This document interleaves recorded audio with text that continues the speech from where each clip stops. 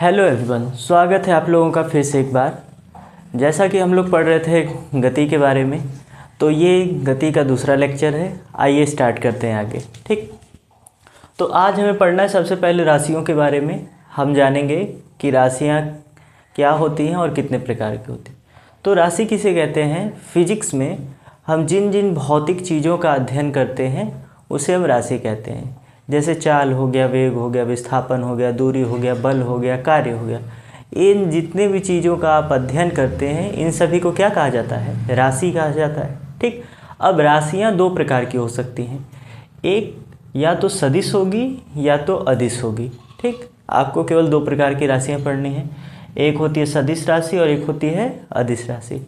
तो सदिश राशि किसे कहा जाता है? ठीक, तो कुछ राशियां ऐसी होती हैं जिन्हें व्यक्त करने के लिए दिशा और परिमाण दोनों की आवश्यकता होती है। दिशा का मतलब होता है डायरेक्शन। ठीक, दाएं जाना है, बाएं जाना है, ठीक, किधर, तो वो हो गया दिशा। और परिणाम का अर्थ होता है, परिमाण का अर्थ होता है कि मात्रा। ठीक, कि कोई भी चीज़ कितनी मात्रा में है। ठीक, तो मात्रा के साथ साथ आपको क्या जानना आवश्यक होगा? दिशा। यानी कुछ चीज़ें ऐसी होती हैं कि जिनकी मात्रा को हम बताएंगे और दिशा को बताएंगे, तभी उस चीज़ के बारे में कंप्लीट इन्फॉर्मेशन मिल पाएगी, अन्यथा उसके बारे में कंप्लीट इन्फॉर्मेशन नहीं मिल पाएगी। और अदिश राशि क्या होती है कि अदिश राशि ऐसी राशियाँ होती हैं जिनमें केवल हमें परिमाण की आवश्यकता होती है कि कोई भी चीज़ कितनी मात्रा में ली गई है, केवल हमें मात्रा पता होनी चाहिए। अगर उसमें हम दिशा को न भी बताएं तो भी उस पर कोई प्रभाव नहीं पड़ेगा। जैसे समझिए, यदि भार को कह दिया जाए तो भार का मतलब है कि किसी भी चीज़ का आप वजन कर रहे हैं, तो कहने का मतलब है कि आप किस दिशा में, अगर आप पूरब की ओर घूमे हुए हैं, आपका चेहरा पूरब की दिशा में है, अगर उस समय आपका वज़न 50 किलोग्राम है, तो ऐसा तो नहीं है कि अगर आप पश्चिम की तरफ अपना मुख करके अपना वज़न करेंगे तो वो 50 से 25 से 30 हो जाएगा। ऐसा नहीं हो सकता। ठीक, तो कहने का मतलब है कि ऐसी राशियाँ जिनमें केवल परिमाण मायने रखता है कि कितनी मात्रा में है, वो चीज़ें मायने रखेंगी, उसमें दिशा का कोई महत्व नहीं होगा, उसे कहेंगे अदिश राशि।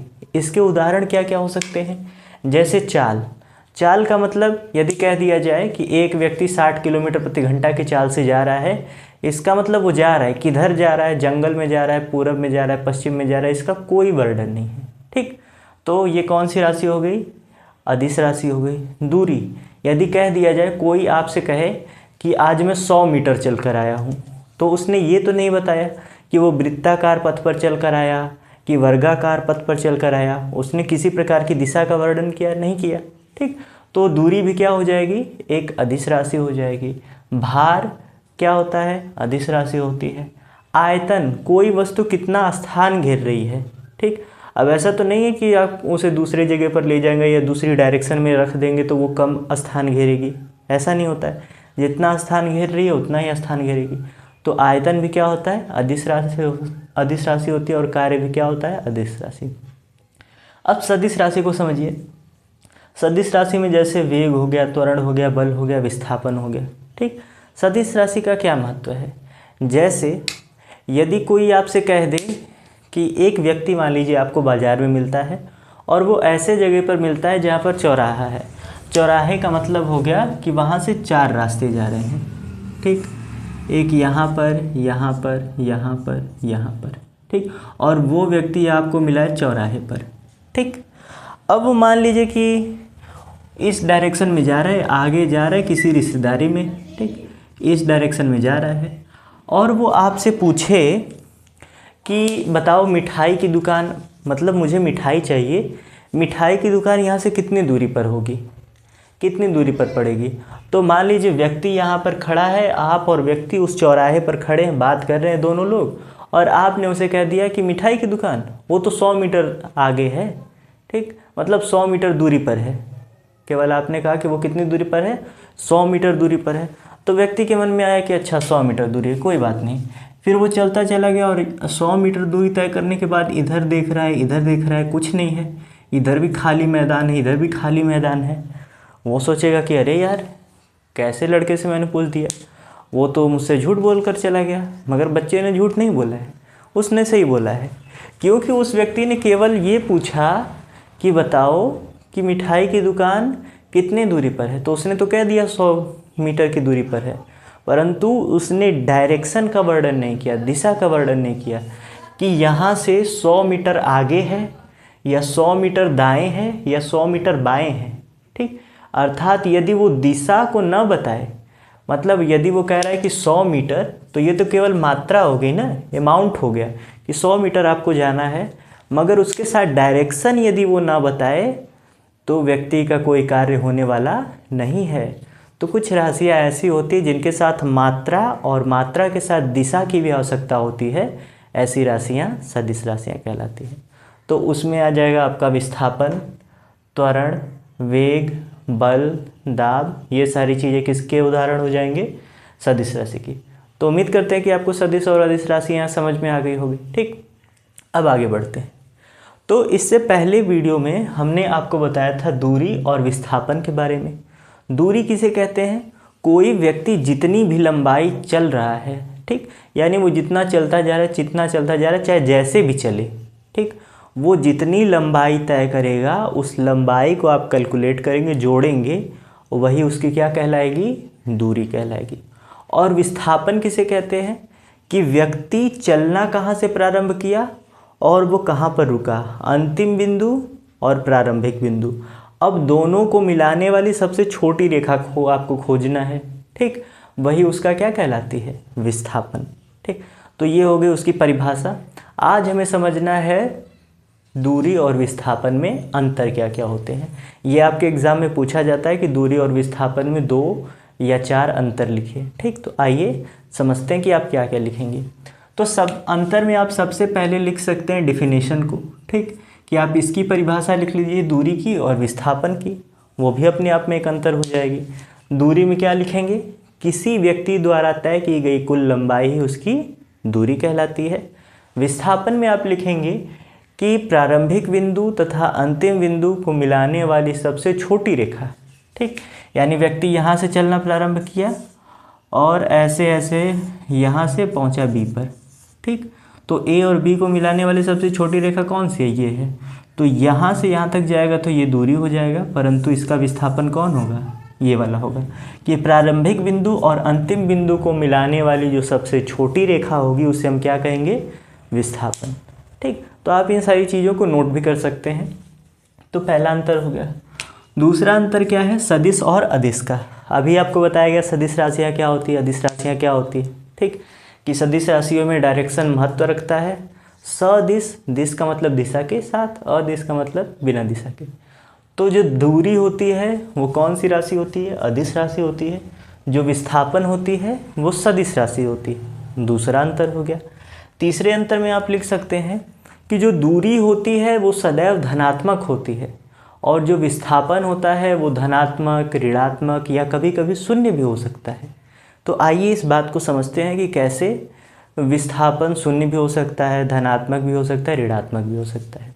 ठीक, तो धनात्मक होने का मतलब अगर व्यक्ति चल दिया, ठीक, अगर व्यक्ति ने एक बार चलना प्रारंभ कर दिया तो वो कंफर्म है कि कुछ न कुछ दूरी तय करेगा। ठीक, अगर व्यक्ति कुछ न कुछ दूरी तय कर रहा है तो इसका मतलब ये है कि व्यक्ति द्वारा कुछ न कुछ दूरी तय की गई, अर्थात वो धनात्मक दूरी ही देगा, अर्थात उसका कुछ ना कुछ वैल्यू जरूर होगा। और धनात्मक, ऋणात्मक और शून्य मान होने का मतलब समझिए।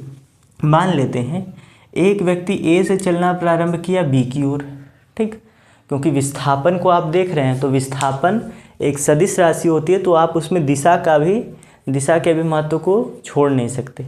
तो ए से बी की ओर जा रहा है और मान लेते हैं ए और बी के बीच की दूरी है 5 किलोमीटर।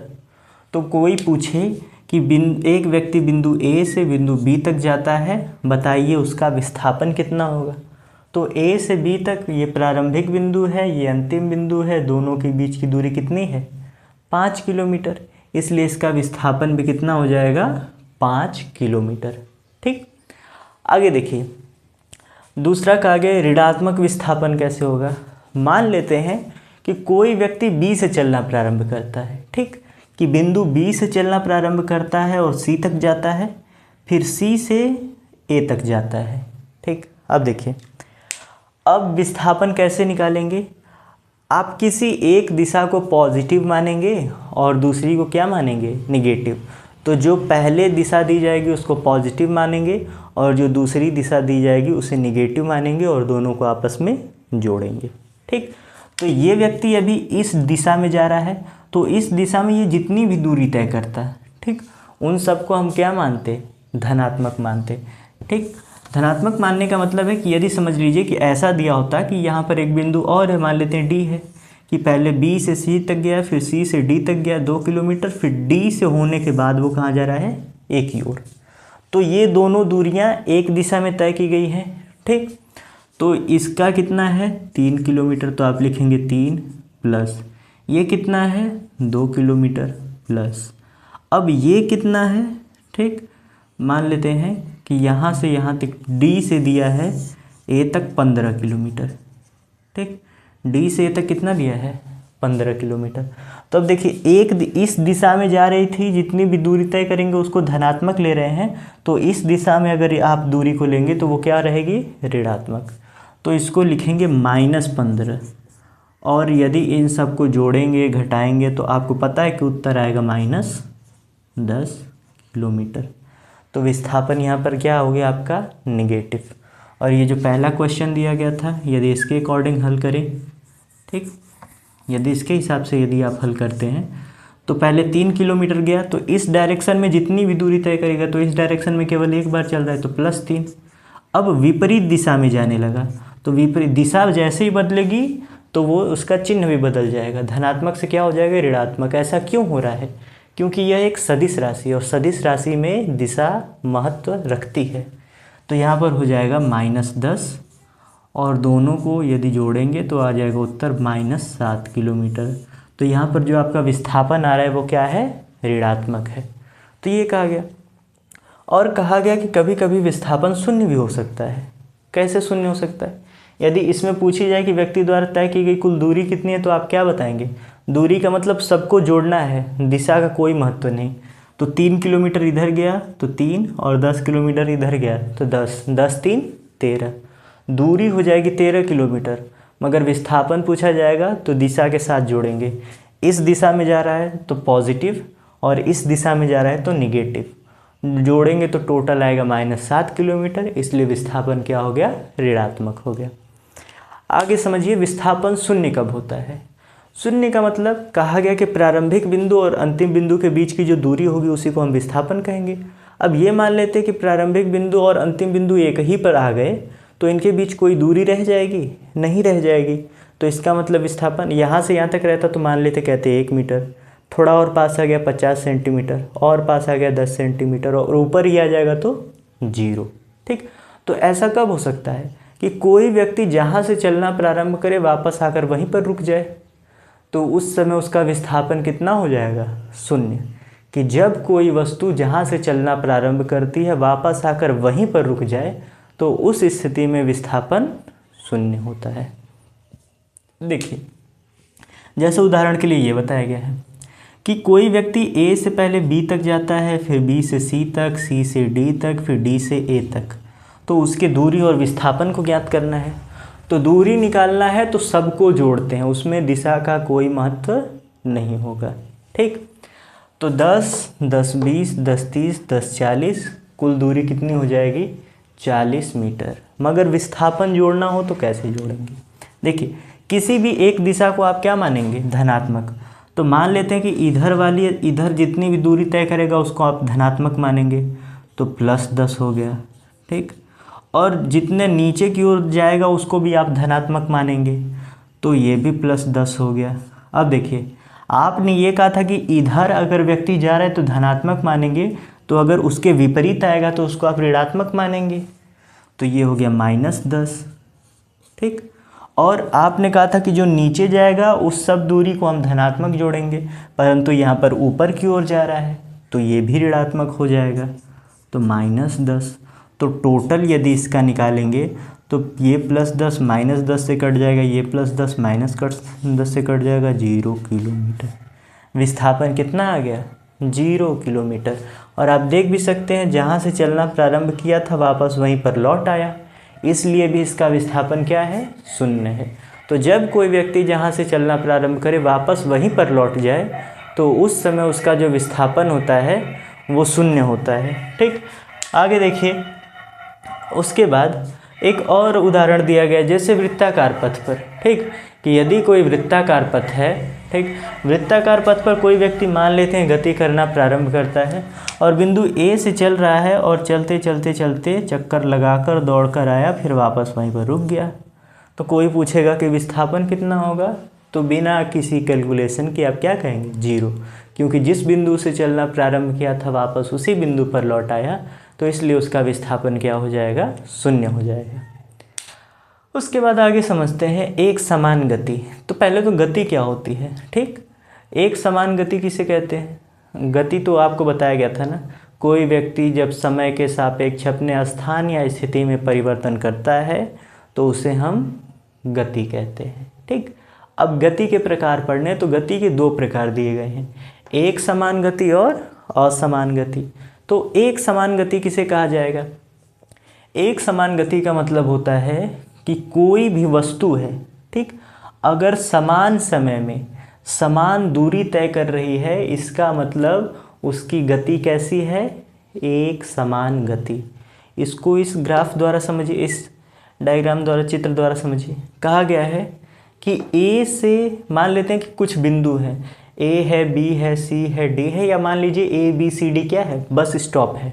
ठीक, ए भी एक बस स्टॉप है, बी भी, सी भी और डी भी, कि वहाँ पर हर बस जाएगी तो रुकेगी।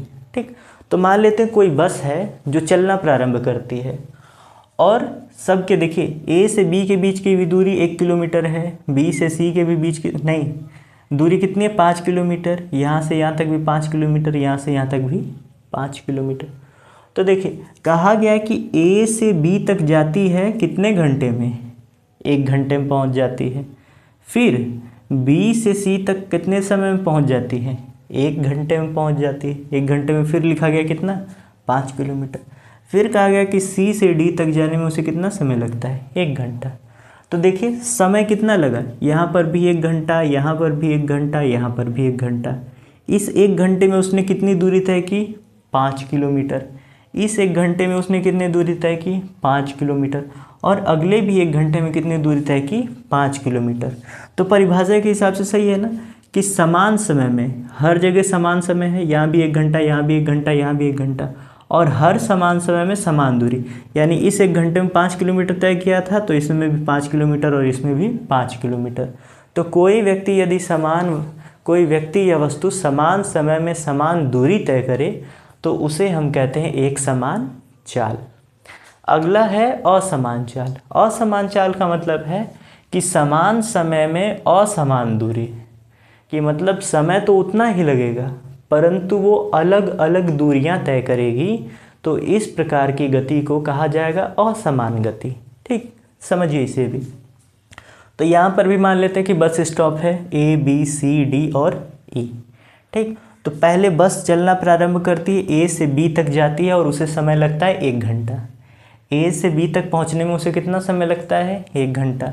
बी से सी तक पहुँचने में 1 घंटा, सी से डी तक पहुँचने में 1 घंटा, डी से ई तक पहुँचने में 1 घंटा। एच का मतलब आर लिखा गया है, यानी घंटा। ठीक, मगर समय तो सब में एक समान लगा, परंतु ए से जब बी तक पहुँची तो उस 1 घंटे में इसने दूरी तय की 5 किलोमीटर। ठीक, फिर जब बी पर रुकी, बी से चलकर जब सी तक पहुँची तो बी से सी तक जाने में भी 1 ही घंटा लगा, मगर दूरी उसने कितनी तय कर ली, 6 किलोमीटर। फिर सी पर जाकर रुकी, सी से डी तक पहुंचने में उसे 1 घंटा लगा, मगर दूरी उसने कितनी तय कर ली, 6.5 किलोमीटर। फिर डी से ई तक जाने में भी उसे 1 घंटा लगा, मगर इस बार उसने कितनी दूरी तय की, 4 किलोमीटर। ठीक, तो आप देख रहे हैं समय एक जैसा है परंतु दूरियां क्या है, अलग अलग तय कर रहा है। यानी कभी उसकी चाल कम हो जा रही है, कभी अधिक हो जा रही है, कभी अधिक कभी कम, यानी एक जैसी नहीं है। इसलिए उसको क्या कहेंगे, असमान गति। कि जब कोई भी वस्तु यदि समान समय अंतराल में अलग अलग दूरियां तय करती है तो इस प्रकार की गति को हम असमान गति कहते हैं। ठीक, तो अब आपको असमान चाल